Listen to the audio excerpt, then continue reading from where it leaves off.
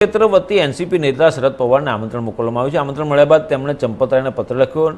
આપને જણાવી દઈએ કે કોંગ્રેસ, ટીએમસી, શિવસેના, ઉદ્ધવ ઠાકરે ગ્રુપ સહિત અનેક વિપક્ષી દળોએ આ ફંક્શનથી પોતાને દૂર રાખ્યા છે। કોંગ્રેસે આ કાર્યને ભાજપ અને આરએસએસની ઘટના ગણાવી છે।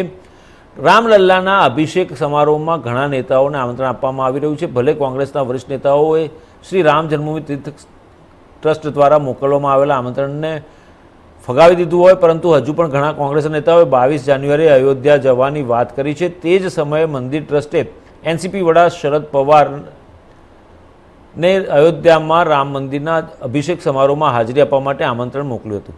આમંત્રણ મળ્યા બાદ તેમણે રામ જન્મભૂમિ તીર્થ ક્ષેત્રના મહાસચિવ ચંપતરાયને પત્ર લખ્યો હતો। તેમણે કહ્યું કે 22 જાન્યુઆરીએ અભિષેક સમારોહ પૂર્ણ થયા બાદ હું મારો ખાલી સમય કાઢીને દર્શન માટે આવીશ અને ત્યાં સુધીમાં રામ મંદિરનું નિર્માણ કાર્ય પણ પૂર્ણ થઈ જશે।